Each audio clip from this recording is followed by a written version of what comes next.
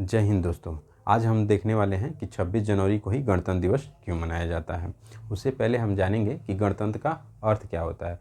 तो गणतंत्र का अर्थ होता है कि राष्ट्रपति का पद वंशानुगत नहीं होगा, अर्थात उसका चुनाव होगा।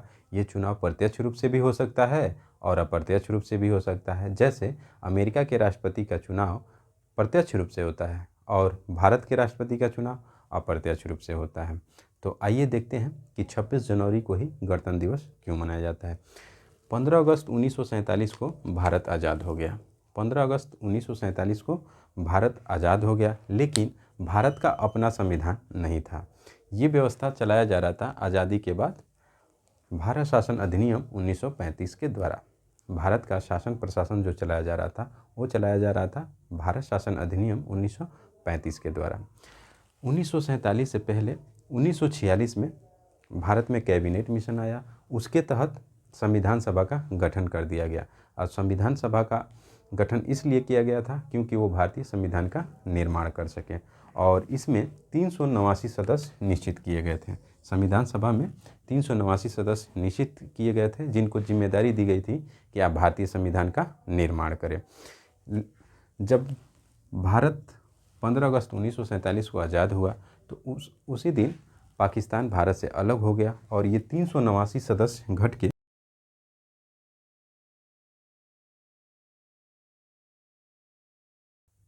भारतीय संविधान का निर्माण किया। भारतीय संविधान को बनने में 2 वर्ष 11 माह और 18 दिन का समय लगा था। कितना?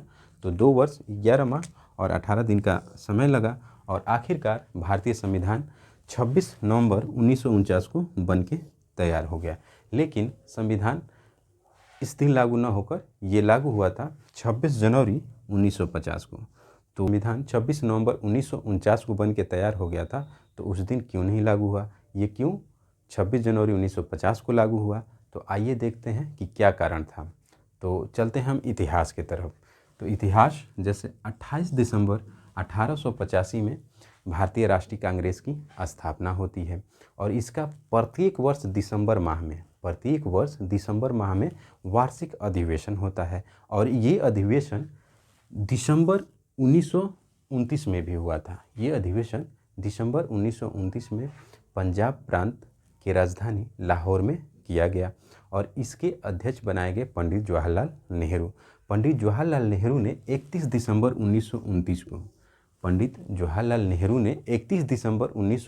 को रावी नदी के तट पे भारत का झंडा फहराया और ये निश्चित किया कि आने वाले आगामी वर्ष 26 जनवरी 1930 को हम पूर्ण स्वतंत्रता दिवस मनाएंगे, यानी कि स्वाधीनता दिवस मनाएंगे। स्वाधीनता का अर्थ होता है कि हम किसी के अधीन नहीं हैं, यानी कि हम अंग्रेज़ों के अधीन नहीं हैं बल्कि हम अपने अधीन हैं। तो 26 जनवरी 1930 को ये प्रथा स्टार्ट होती है और ये आज़ादी तक चलती है। कब तक? तो 15 अगस्त 1947 तक ये मनाया गया। क्या? तो स्वाधीनता दिवस प्रत्येक वर्ष मनाया जाता था।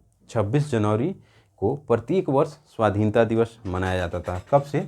तो 26 जनवरी 1930 से ये लिए 26 जनवरी का दिन एक ऐतिहासिक दिन था। इसीलिए जब संविधान 26 नवंबर 1949 को बन के तैयार हो गया, उसके बाद भी संविधान लागू नहीं किया गया। वो लागू किया गया 26 जनवरी 1950 को।